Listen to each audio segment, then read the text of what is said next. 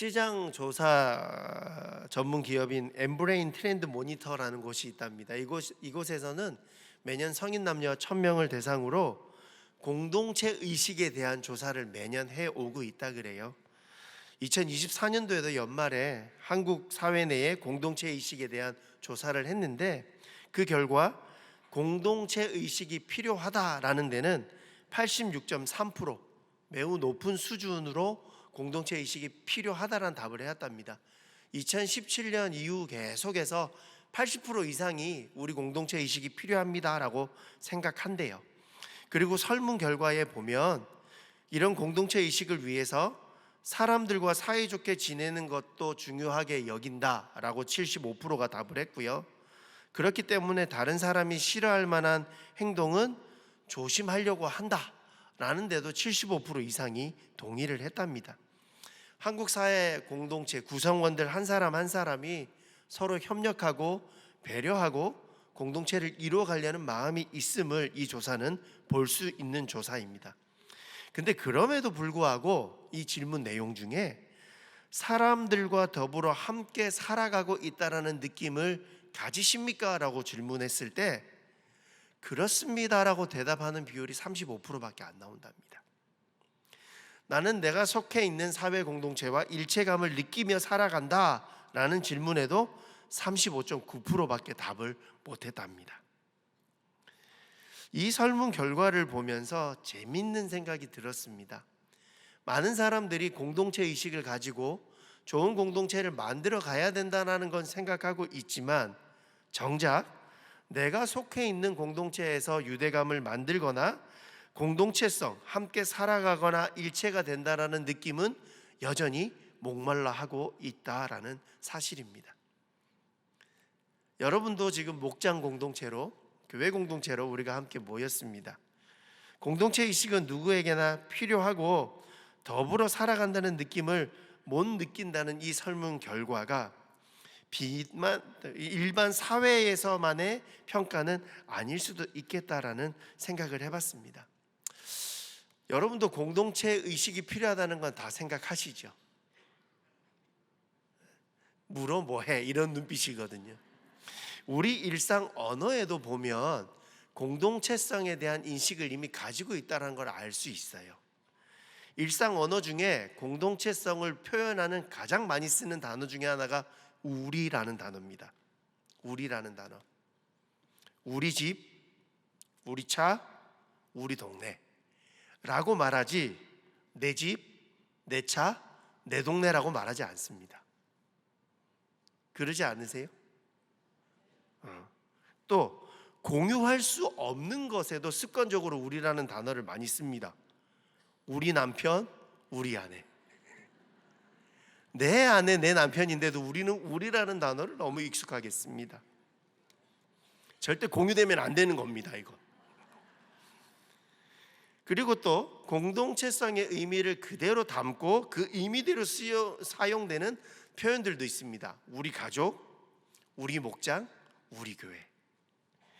이런 언어적인 습관들을 볼 때도 우리의 일상적인 언어 습관에도 공동체라는 단어, 공동체 의식이라는 단어는 뗄래야 뗄 수 없는 것이다라는 것을 알듯 모르듯 우리는 이미 인식하고 살아가고 있다는 걸 알 수 있습니다. 일반적인 사회뿐만 아니라 교회 공동체, 그리스도인들에게도 공동체가 필요합니다. 하나님이 우리에게 공동체를 통해 주시고자 하는 의미를 바로 아는 것이 그래서 중요합니다. 이번 학기 동안은 우리 시녀 예배를 통해 성경에서 만나는 다양한 공동체의 의미를 함께 살펴보려고 해요. 오늘은 그 첫 시간으로 하나님이 우리에게 주시는 공동체의 의미, 우리 그리스도인들에게 왜 공동체가 필요한가에 대해서 말씀을 통해 3가지만 살펴보기를 원합니다. 그리스도인들에게 공동체가 필요한 이유, 그 첫 번째는 하나님으로부터 시작된 것이기 때문입니다. 하나님으로부터 시작된 것이기 때문입니다. 우리 모든 모든 인간의 시작은 하나님의 창조 섭리, 하나님의 형상으로 지음받았다는 것에서 시작된다는 걸 우리는 알고 있습니다. 성경은 그 사실을 명확하게 우리에게 증명합니다. 창세 때에 하나님께서 하나님의 형상대로 인간을 만드셨어요. 그리고 그 사람이 혼자 사는 것이 좋지 아니해서 아담에게 돕는 배필 하와를 만들어 주셨습니다. 뭔가 다른 느낌이 들지 않으십니까? 하나님께서 공동체를 이루는 가장 작은 단위 2명으로 첫 공동체를 이 땅에 만드신 거예요. 그걸 우리는 가정이라고 이야기합니다. 아담과 하와가 서로 돕는 배필로 하나 되어지는 것. 하나님께서는 인간을 창조하실 때부터 홀로 살게 내버려 두지 않으셨다라는 겁니다. 두 사람을 만드셔서 관계의식을 가지게 하시고 그 관계 속에 공동체를 이루어가게 하는 것이 하나님의 창조 섭리 가운데 포함되어져 있다라는 거죠. 그래서 마태복음 18장 20절에 보면 이런 말씀 하시잖아요. 두세 사람이 내 이름으로 모인 곳에 나도 그들 중에 있다. 가장 작은 공동체에도 하나님이 함께 하신다. 왜? 그렇게 만드셨으니까. 그리고 이 하나님의 창조 사건에 저희가 눈여겨볼 구절이 하나 더 있습니다. 창세기 1장 26절인데요. 하나님이 이르시되 우리의 형상을 따라 우리의 모양대로 우리가 사람을 만들고 그들로 바다의 물고기와 하늘의 새와 가축과 온 땅과 땅에 기는 모든 것을 다스리게 하자 하시고. 여러분, 뭔가 이상한 것 안 보이십니까? 하나님이 우리를 창조하실 때의 기록인데 우리의 형상을 따라 우리의 모양대로 우리가 사람을 만들자. 우리는 보통 하나님이 만드셨어요 라고만 생각했는데 창세기 1장 26절에 보니까 하나님이 우리를 창조하실 때 우리라는 단어가 3번이나 등장합니다. 우리 형상, 하나님의 형상이 아니네요. 우리 모양대로, 하나님의 모양대로가 아니네요. 우리가 사람을 만들고 하나님이 사람을 만들고가 아니네요. 제 성경이 잘못된 걸까요? 이 창세기 1장 26절에 우리라는 표현에 대해서 성경학자들마다 다양한 해석들을 간주하는데요. 모든 성경학자들이 동의하는 한 가지 해석은 우리라는 복수가 쓰여진 건 삼위일체 대신 하나님이시기 때문이다라고 해석합니다. 삼위일체 대신 하나님이시기 때문이다. 그래서 어떤 신학자는 이렇게 얘기하더라고요. 인간을 만드실 때 삼위 하나님이 소통 속에 창조하셨다. 그래서 창세기 1장 26절에 우리라는 단어가 쓰이는 거예요. 이건 무슨 얘기냐면 인간을 만드신 하나님도 삼위일체 공동체의 모습으로 존재하셨기에 인간 또한 공동체로 존재하도록 만드셨다라는 의미입니다. 모든 성경에서 우리를 창조하신 하나님은 우리의 하나됨을 강조할 때 삼위일체 하나님과 연결하는 것들을 볼 수 있습니다. 하나됨을 강조하고 그 이유는 하나님도 삼위, 세 가지의 스스로 존재하는 인격이 일체, 동일한 본질로 하나 되어져 있다. 하나님은 한 분이기도 하시면서 세 분이기도 하시잖아요. 성부, 성자, 성령 하나님, 이걸 우린 삼위일체 하나님이라고 이야기합니다. 쉽게 말씀드리면 하나님은 우리를 창조하실 때부터 하나님 자체가 공동체성을 지닌 분이셨다라는 거예요. 그래서 우리를 만드실 때도 혼자서 살아갈 수 없는 존재로 창조하시고 공동체로 만드셨고, 그러기에 우리는 여전히 공동체를 필요로 한다라고 성경은 이야기하고 있는 겁니다. 하나님의 창조 섭리에 드려지는 공동체의 의미, 하나님이 만드신 것, 이것이 신약 시대에 이르러서도 하나님의 말씀으로 증거되고 있음이 오늘 우리가 읽었던 본문 2장 19절입니다. 같이 한번 읽어보겠습니다. 시작. 그러므로 이제부터 너희는 외인도 아니요 나그네도 아니요 오직 성도들과 동일한 시민이요 하나님의 권속이라.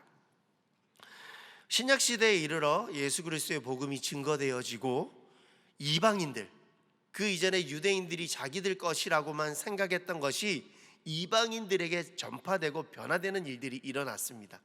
바울 서신에서 우리가 많이 봤던 내용들인데, 사실 이방인들의 입장에서는 하나님과 관계에서도 소망이 없었고 유대인들과의 관계에서도 외부인이고 이방인 취급받았던 그들이 그리스도로 말미암아 성도로 부름받고 동일한 시민, 하나님의 권속이 되게 했다. 이걸 쉽게 말하면 하나님 가족의 공동체로 받아들이게 되었다라는 겁니다. 동일한 시민, 하나님의 권속이란 표현은 당시 이 복음을 듣던 이방 신자들에게는 니네가 이제 더 이상 이방인 아니야, 낯선 사람 아니야, 나그네 아니야, 너희도 우리 공동체야, 너희도 하나님의 공동체 식구야, 가족이야 라고 선포해주고 있는 것입니다. 삼위일체 하나님의 공동체성, 그리고 그것을 통해 우리를 만드시고 공동체를 시작하신 하나님, 그리고 변함없이 그 공동체를 지켜 만들어 가시는 하나님의 은혜, 하나님께서 우리를 공동체로 만드셨다는 걸 기억할 수 있는 우리 모든 신여 가족 되기를 축복합니다. 그리스도인들에게 공동체가 필요한 이유 두 번째는요, 예수님의 복음 위에 세워진 공동체이기 때문입니다. 예수님의 복음 위에 세워진 공동체이기 때문입니다. 20절 말씀도 우리가 같이 한번 읽어보겠습니다. 시작. 너희는 사도들과 선지자들의 터 위에 세우심을 입은 자라. 그리스도 예수께서 친히 모퉁이 돌이 되셨느니라. 하나님이 우리를 공동체로 시작하시고 예수님의 토대 위에 우리를 세우는 공동체로 만드셨다라고 오늘 본문은 이야기합니다. 특별히 사도 바울이 그리스도인 공동체가 하나 되어지고 연합되어져 가야 함을 건물로 설명해주고 있는 것이 오늘 본문에 해당되는 구절이에요. 건축과 같이 설명하거든요.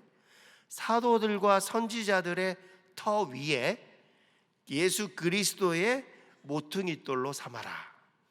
어떤 분은 이 구절을 읽으면서 그러면 사도들과 선지자들은 땅이 되는 거고 예수님은 기준만 되시는 거니까 누가 먼저인가요? 라고 묻는 분이 간혹 있더라고요. 근데 쉽게 설명드리면 사도와 선지자들이 외친 게 무엇입니까? 예수님의 복음, 장차 오실 메시아, 그분으로 인한 구원의 은혜들을 외치고 전파하고 가르쳤던 이들이 사도와 선지자들이죠. 그러니까 사도들과 선지자들의 터 위에 예수 그리스도가 모퉁이 돌이 된다는 건 한마디로 정리하면 예수 그리스도의 복음이 터도 되고 기준도 되고 예수님이 기초가 된다라고 이야기해주고 있는 겁니다. 그러기에 교회 공동체는요, 예수 그리스도의 복음 위에 세워지는 공동체입니다. 예수 그리스도의 복음 외에 어떤 것도 교회 공동체의 기초가 될 수 없다라고 사도 바울은 이야기하고 있는 거예요. 그걸 표현하는 단어가 모퉁이돌이라는 단어거든요. 모퉁이돌이라는 단어 들어보셨습니까? 비슷한 말로 쓰이는 건 주춧돌, 머릿돌, 또 영어로는 코너스톤, 이게 모퉁이돌이라는 뜻인데 사전에 보면 모퉁이돌을 이렇게 설명합니다.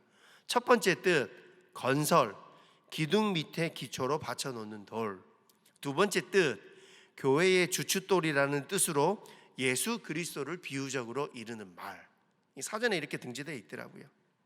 모퉁이돌은 건물을 지을 때 가장 중요한 요소 중에 하나입니다.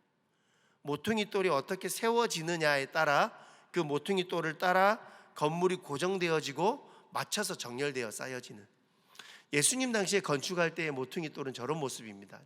제일 모서리 중심에 모퉁이돌이 자리 잡고 이 모퉁이돌을 기초로 양옆의 건물과 기둥의 틀들을 하나하나 맞춰서 쌓여가는, 만들어진 건물의 모습이 저렇게 되는 거예요. 사진에 정확하게 보이실지 모르겠는데 중간에 크고 넓은 돌이 버티고, 저게 모퉁이돌입니다. 옆에 위에 각각의 작은 벽돌들이 깎여지고 모양을 맞춰서 세워지는 것. 그래서 모퉁이 돌은 기초이기도 하고 본질이기도 합니다. 모퉁이 돌이 없이는 건물이 존재할 수도 없고 건물의 기능도 유지될 수 없습니다.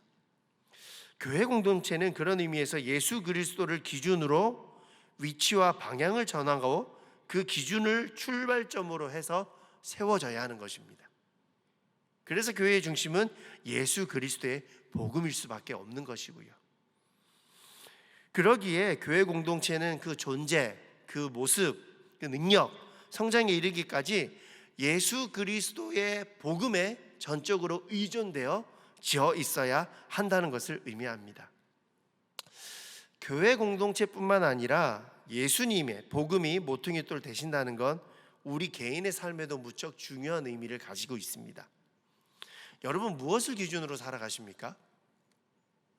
이 세상을 살아갈 때 어떤 것을 기준으로 삼고 살아가십니까? 무엇을 기준으로 삼느냐가 우리의 삶을 바꾼다라는 걸 이미 다 경험해 보셨을 거예요. 사회적 명예를 기준으로 삼는 사람은 명예를 쫓는 길을 갈 수밖에 없습니다. 물질의 부유함을 기준으로 삼는 사람은 그 부유함을 따라 살아갈 수밖에 없습니다. 그리스도를 기준으로 사는 사람은 그리스도가 걸어가신 복음의 길로 걸어갈 수밖에 없습니다. 여러분은 무엇을 기준으로 살아가십니까? 그게 모퉁이 돌 대신 예수님에 대한 이야기예요. 골로새서 2장 7절에는 이 얘기를 이렇게 이야기해 주고 있습니다. 현대인의 성경으로 제가 읽어봐 드릴게요. 그분 안에 깊이 뿌리를 박고 그분을 기초로 여러분의 인생을 건설하며 가르침을 받은 대로 믿음에 굳게 서서 감사가 넘치는 생활을 하십시오. 예수님이 내 삶의 모퉁이 돌 되신 삶에 대한 설명이 골로새서 2장 7절은 그분 안에, 예수 안에 뿌리를 박고 예수님을 기초로 인생을 건설해서 가르침 받은 대로 믿음에 굳게 서서 감사가 넘치는 삶을 해라. 사도 바울은 에베소서에서는 모퉁이 돌로 얘기했고요, 골로새서에서는 뿌리 박는 걸로 이야기했거든요. 흔들리지 않기 위해서는 뿌리를 깊이 단단히 내려야 하는 것이죠. 우리의 믿음도, 우리의 삶도 우리의 기준 대신, 우리의 기초 대신, 그리고 우리의 근본이신 예수 안에 뿌리 내릴 수 있어야 합니다. 우리의 삶의 기초, 우리 신앙의 기초는 머릿돌 대신, 모퉁이 돌 대신 예수님이시기 때문입니다. 그러기에 교회 공동체든 우리 개인의 삶이든 예수님을 기준 삼아 그 예수님의 기초 되심 위에 세워져 가는 그런 은혜가 누려지고 고백되어져야 함을, 우리의 삶의 모든 기준 위에 가장 최우선은 예수 그리스도의 복음임을 잊지 않는 우리 시녀 가족들 되시기를 축복합니다. 그리스도인들에게 공동체가 필요한 이유 세 번째는요, 성령 안에 연결되어 계속 지어져 가야 하는 공동체이기 때문입니다. 성령 안에 연결되어 계속 지어져 가는 공동체여야 하기 때문입니다. 오늘 본문 21절 22절은 이렇게 마무리합니다. 그의 안에서 건물마다 서로 연결하여 주 안에서 성전이 되어가고 너희도 성령 안에서 하나님이 거하실 처소가 되기 위하여 그리스도 예수 안에서 함께 지어져 가느니라. 그리스도인들의 몸인 교회 공동체는 성령 안에서 서로 연결되어 주님 안에서 세워져 가야 한다라고 이야기하고 있는 것입니다. 마지막 에베소서 2장 21, 22절에서 중요한 표현은 두 가지예요. 서로 연결되어야 한다, 성령 안에서 지어져 간다. 서로 연결해야 된다, 성령 안에서 지어져 가야 한다.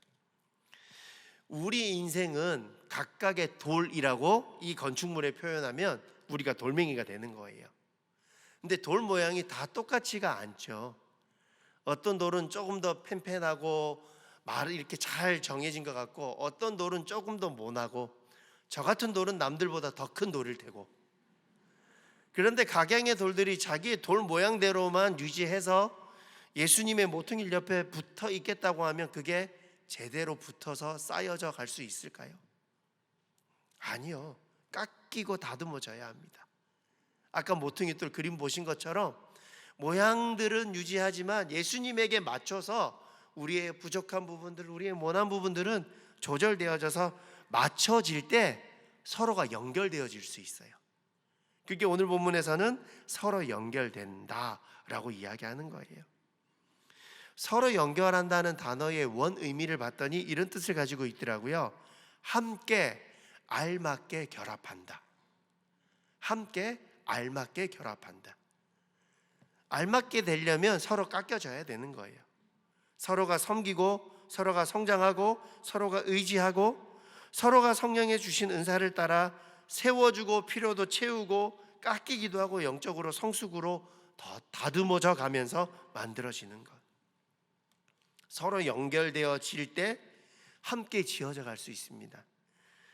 특별히 오늘 보면 마지막에는 함께라는 단어가 계속 강조돼요. 공동체가 되는 것, 함께하는 것, 서로 연결되는 것.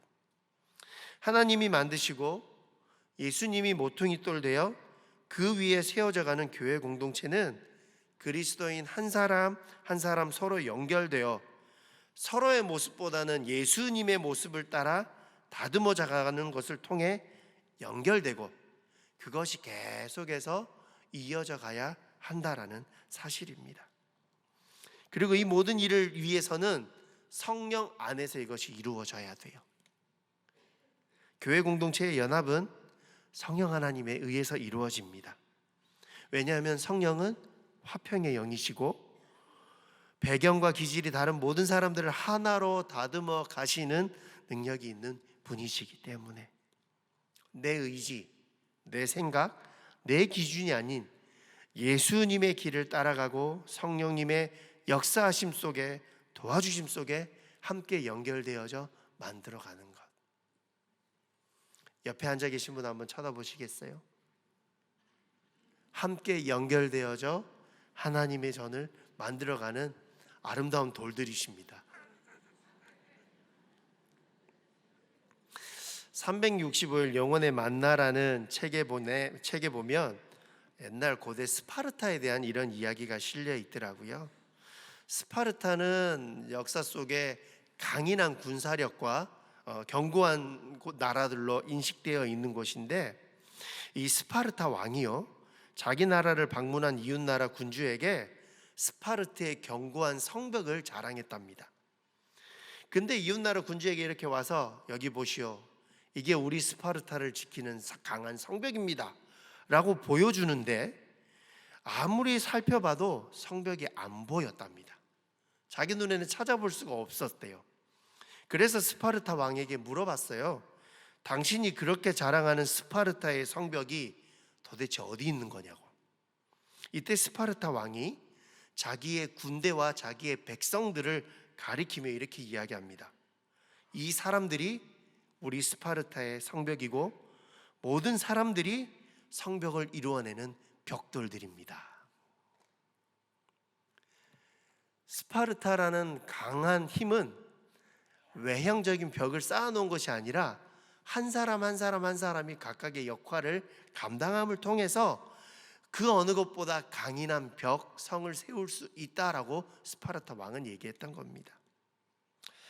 이런 의미를 생각해 볼 때 벽돌에 대한 여러분 옆에 계신 이 귀한 벽돌 한 분 한 분들에 대해서 우리가 다시 돌아볼 수 있습니다. 벽돌 한 장만 가지고서는 아무 쓸모가 없을 수 있어요. 그런데 이 벽돌이 건물을 짓는데 사용될 때 요긴하게 사용됩니다. 그리스도인들도 마찬가지입니다. 그리스도인들의 삶의 목적, 우리의 기초가 무엇인지, 우리가 뿌리 내려야 할 것이 무엇인지 알 때, 그리고 그 하나님의 뜻과 계획 속에 예수님의 모퉁이돌 되심 옆에 쌓여져 연결되어져 갈 때, 그럴 때 우리는 하나님이 이루시는 하나님의 나라, 하나님의 공동체를 이루어갈 수 있게 되는 것입니다. 옆에 분 한 번 더 보시겠어요? 좀 더 귀해 보이십니까? 시작할 때는 젊어만 보였는데 귀한 벽돌로 보이십니까? 모든 성도가 함께 어깨를 나란히 하고 함께 기도하게, 함께 참송하고 함께 말씀을 배우고 함께 복음을 전하며 나아갈 때 우리는 서로 연결되어 성령 안에서 하나님의 귀한 뜻을 이루는 공동체가 되어질 것입니다. 하나님은 우리를 거룩한 공동체인 교회의 지체로, 권속으로, 가족으로 불러주셨습니다. 그리고 우리가 그렇게 연결되어 변함없이 그 하나님의 공동체를 이루어 가기를 부탁하고 계십니다. 사랑하는 우리 시니어 가족 여러분, 우리는 같은 목장으로, 같은 시니어라는 이름으로 지구촌교회 공동체로 모여 있습니다. 바라기는 우리 공동체를 만들고 시작하신 하나님의 뜻에 따라 모퉁이 돌 대신 예수 그리스도의 말씀 위에 서서 우리를 연결하고 다듬으시고 하나로 지어가시는 성령님 안에서 아름다운 믿음의 공동체를 만들어 갈 수 있는 은혜의 사람들 되시기를 주님의 이름으로 축복합니다. 기도하겠습니다. 이 시간 우리 입을 열어 함께 잠깐 기도하기를 원합니다. 하나님이 우리의 삶의 공동체를 만들어 주셨고 지금도 우리를 공동체 안에 함께하게 하시며 우리를 통해 하나님의 공동체를 이루어 가기를 원하시는데, 하나님, 내가 하나님의 공동체의 일원으로 성령 안에서 연결되어 아름다운 하나님의 공동체를 이어가는 지체되게 하여 주십시오라고 한 목소리로 같이 기도하며 나가겠습니다. 기도합니다.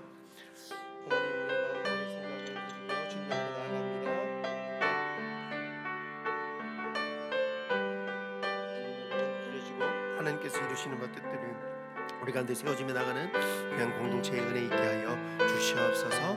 하나님 이루실 일들을 기대하며 나아갑니다. 우리 말씀 기억하며 찬양할 때 여기에 모인 우리 3절을 좀 찬양하기를 원하는데요, 3절 가사가 이렇습니다. 여기에 모인 우리 사랑받는 주의 자녀라, 주께서 뜻하신 바 우리를 통해 펼치신다.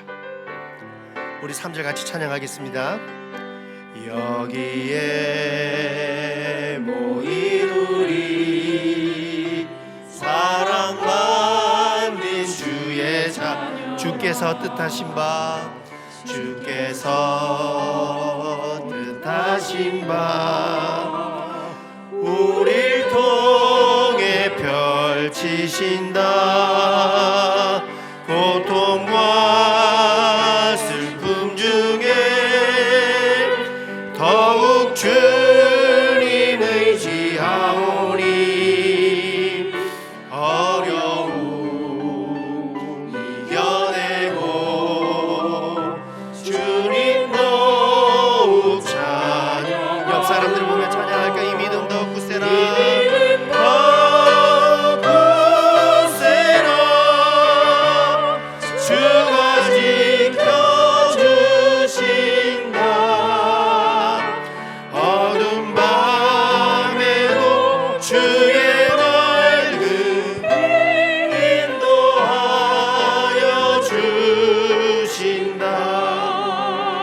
기도하겠습니다. 하나님이 만들어주신 공동체, 예수 그리스도의 복음 위에 세우신 공동체, 성령님이 이어가며 연결하고 지어가는 공동체, 우리를 그 공동체의 지체요 가족되게 하시니 감사합니다. 여기에 모인 우리 사랑하는 시니어 가족들, 주님의 뜻하신 바 하나님의 기뻐 받으시는 공동체를 이루어가며 하나님의 영광 누리고 간증하며 증거하는 아름다운 하나님의 사람들 되게 하여 주시옵소서. 이제는 우리 주 예수 그리스도의 은혜와 아버지 하나님의 크신 사랑과 성령님의 감동감화 내주 역사하여 주심이, 하나님이 만드시고 예수 그리스도의 복음 위에 세워지며 성령님이 지어가는 아름다운 믿음의 공동체를 사모하는 사랑하는 시녀 가족들의 모든 삶의 자리 위에 그들의 공동체와 드려짐 위에 이제로부터 영원토록 함께 하시기를 간절히 축원하옵나이다.